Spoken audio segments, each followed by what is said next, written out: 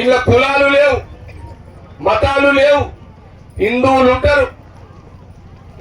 ఉంటారు, ముస్లింలు ఉంటారు, క్రైస్తవులు ఉంటారు, అన్ని కులాలు ఉంటారు. ఈ కులము ఆ కులము, ఈ మతము ఆ మతం ఏముండదు. పేదవాడికి కులాలు లేవు, మతాలు లేవు. అందరికి ఇల్లు జాగ లేని వాడికి ఇల్లు జాగ కావాలి. ఇది నా లైన్.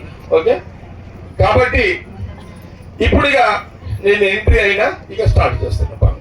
మీకు చెప్పడానికే నేను వచ్చి కూడా చాలా గంటలు అయిందమ్మా. నేను ఐబీలో అధికారులతో మాట్లాడి కొంత పూర్తి ఐడియాతో మీ ముందుకు రావాలని నేను ఇక్కడికి వచ్చి ఇన్ని విషయాలు మీ అందరికి చెప్పడం కూడా జరిగింది. మీకేమనిపిస్తుంది అంటే ఇది కూడా ఉంటుంది. అరే 3 గంటలే కూర్చొని సారంగానే మిఠాయి చేతులు పెడుతున్నాడు మీరు అనుకుంటారు. అదే కదా, ఒక ఆమె ఉంటుంది ఇలా, ఒక్కరు సరిపోతారు కదా, ఒక్కరు చాలు నా మూడు ఖరాబ్ చేయడానికి. సడన్ ఏ సార్ మేము 3 గంటలే కూర్చొని ఇప్పుడు 10 ఏళ్ళ నుండి సతాయించడం మర్చిపోతారు. 10 ఏళ్ళ నుంచి మిమ్మల్ని సతాయించడం మర్చిపోతారు. నేను మీ ముంగడికి వచ్చి ఇంత సంజాయించలోని పరిచయం చేస్తారు. మీరు మళ్ళీ ప్రాబ్లం ఎక్కడ వస్తుంది? ఈడనే వస్తుంది. మీది మీ చేతులను మీరే ఖరాబ్ చేసుకుంటున్నారమ్మా. ఇది ఎవరో చేస్తలే, మీది మీరే ఖరాబ్ చేసుకుంటున్నారు. విన్నారా? నిన్న ఒడిసిన మర్చిపోతారు, ఇప్పుడు భూమ పడుతున్న తిడతారు. ఏమన్నా ఇప్పుడు నేను నిన్న పొడిసినోని మర్చిపోతారు, ఈ రోజు భూమ పెట్టినోని తిడతారు. అందరు తిడతారు, ఎవరో ఒకరు తిడతారు. ఆ ఒక్కరి తిట్టుడితో ఏమైపోతుంది? మీ అందరికి చుట్టుకుంటుంది. ఇది మీ దాన్ని ఒక్కరు చాలు. అర్థమైందా మీకు? నా కోపం వస్తుంది. మీ ఒక్కరైనా మాట పట్టుకొని మీ మీద అందరికీ మళ్ళీ 3 ఖరాబ్ అయి నేను అడ్డైపోతా. నా 3 మీరు ఖరాబ్ చేసుకోకండి. అదే రాముడు సీత కథ అవుతుంది మాట. అర్థమైందమ్మా?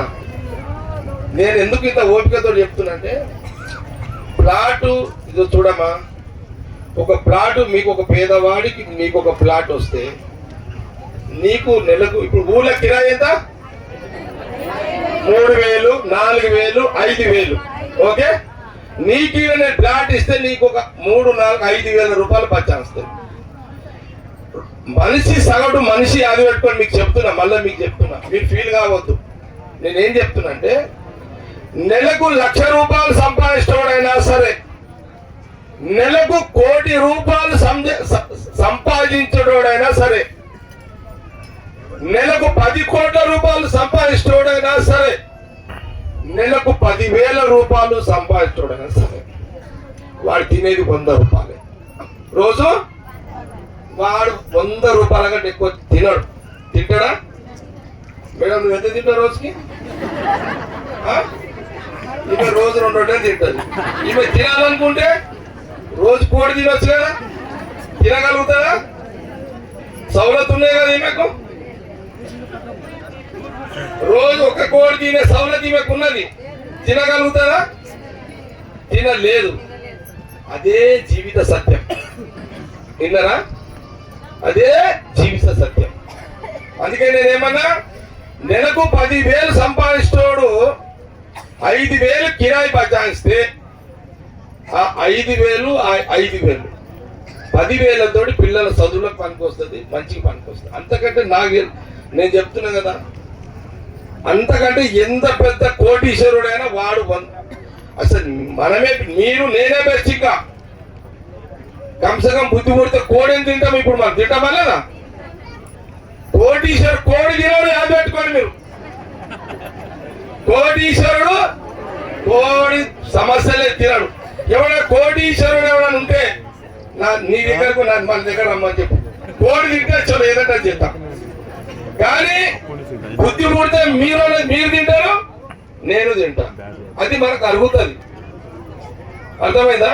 కోటీశ్వరు కోడి తింటే అరగదు. పాపం అతని ప్రాబ్లం ఏంది? తింటే బీపీ ఎక్కువ అవుతుందా, షుగర్ ఎక్కువ అవుతుందా, ఇంకేమైతుంది? అతని భయం అతనికి ఉంటుంది. మనకు బీపీ టెన్షన్ ఉండదు, షుగర్ టెన్షన్ ఉండదు మనకు. మనము తిన్నంత ఇప్పుడు మీరు తిన్నంత తిండి తిన్నాం. ఇప్పుడు అట్లా నేను ఎందుకు చెప్తున్నా అంటే ఇది నిజాలు ఇవన్నీ. నేను మీకు ఇండ్ల జాగి ఇప్పిస్తే మీరు ఒక చిన్న గుడి చేసుకున్నా, మళ్ళీ ఫ్యూచర్లో కాంగ్రెస్ గవర్నమెంట్ వచ్చి ఇందిరమ్మ ఇల్లు ఇచ్చినా, నీకు ఇప్పుడైతే ఇళ్ళ జాగ వస్తే నీకు 3, 4, 5,000 ప్లాట్ కిరాయి తప్పుతుంది కదా. 5,000 అంటే చాలా విలువ అమ్మ. నేను చెప్తున్నా కదా, విన్నారా? కాబట్టి నేను ఇది పెట్టుకున్నా, బరాబర్ ఈ పని నేను చేసి పెడతాను మీ అందరికి. ఇది బరాబర్ చేసి పెడతాను, మీ మాట ఇస్తున్నా. నేను మాట అంటే మాట సమస్య లేదు, నా మాట నిలబెట్టుకుంటా. ఇన్నేళ్ళు నా కాంగ్రెస్ గవర్నమెంట్ 10 ఏళ్ళు లేదు కాబట్టి నేను సదాశివపేటకి రాలే. ఈరోజు వచ్చినా కాబట్టి నా కాంగ్రెస్ గవర్నమెంట్ ఉంది. నా మాట సీఎం వింటాడు, రేవంత్ రెడ్డి వింటాడు, అందరు చెప్తా. మీకు ప్లాట్లు ఇప్పించారు, అందుకే ఇంత గట్టిగా వచ్చి మీతో నేను మాట్లాడుతున్నాను. ఈ సిద్ధాపూర్ అనే గ్రామంలో ఆ రోజు దాదాపు అప్పుడు మన విష్ణు ఉండే ఎన్ని ఎకరాలు, 182 ఎకరాల భూమిని ఈ సదాశివపేట పట్టణానికి శివారు పక్కకే ఈ భూమిని రైతులకు ఎకరానికి 3 లక్షలు ఎకరానికి రైతులకు ఇచ్చి ఒక 100 గజాల ప్లాట్ మొత్తం మీద ఒక ప్లాట్ ఆ కుటుంబంలో వాళ్ళందరికీ కూడా ఇచ్చినాం. ఎందుకంటే ఇచ్చినాం 222 మంది రైతులకు ఇళ్ల స్థలాలు కూడా ఇచ్చినాం. అది అయిపోయింది. అయిపోయిన తర్వాత అప్పుడు మీ అందరికీ అంటే సంగారెడ్డి పట్టణంలో కాకుండా చుట్టుపక్కల కొత్త గ్రామాలకు కూడా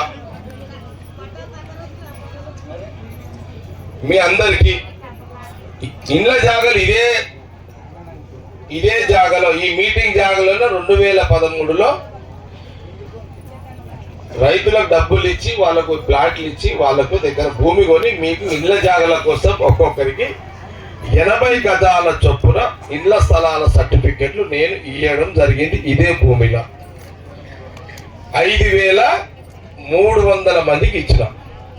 2014 సంవత్సరంలో ఉమ్మడి రాష్ట్రాల్లో 2 రాష్ట్రాలు అయిపోయినాయి. ఆంధ్రప్రదేశ్ ఒకటైంది, తెలంగాణ రాష్ట్రం ఒకటైంది. 2014లో ఈ రాష్ట్రానికి ప్రజలు కేసీఆర్ గారిని ముఖ్యమంత్రిని చేశారు. సంగారెడ్డి నియోజకవర్గం కూడా అప్పుడు ఇక్కడ 2014లో ఇక్కడ నుంచి అప్పుడు టిఆర్ఎస్ ఎమ్మెల్యేని గెలిపించారు. 2014 నుంచి నేను ఫీల్డ్లో లేను, ఎమ్మెల్యేగా లేను, అధికారం కాంగ్రెస్ లేదు, అధికారం కాంగ్రెస్ కూడా లేదు. ఈ అధికారం కాంగ్రెస్ గా లేదు రాష్ట్రంలో, నేను ఎమ్మెల్యేగా లేను, నాకు పవర్ లేదు, నేనేం చేయలేని పరిస్థితిలో మీకు ఆ రోజు ఇదే భూమిలో రాళ్ళు కూడా వాతిపించాను. మీరు ఎందుకు మీరు ఈ జాగలకు రాలేరు, మీరు కబ్జాలా కూర్చోలేరు. నేను 1కి 10 సార్లు చెప్పిన, సర్టిఫికెట్లు ఇస్తున్నా, రాళ్ళ నంబర్లు వేసిన, కబ్జాలో కూర్చోండి అని పదే చెప్పిన. అయినా మీరు ఆ రోజు ఈయన కబ్జాలకు రాలేదు, ఈ నంబర్లు వేసింది అని మీరు వచ్చి గుడిసెలు వేసుకోలేదు, ఇల్లు కట్టుకోలేదు. ఒకటి కొన్ని నెలల తర్వాత సరే అప్పుడున్న అధికారం టిఆర్ఎస్ ఉంది, ఇక్కడ టిఆర్ఎస్ ఎమ్మెల్యే ఉన్నాడు, రాష్ట్రంలో టిఆర్ఎస్ ముఖ్యమంత్రి ఉన్నాడు. సరే దాని తర్వాత ఏమైంది,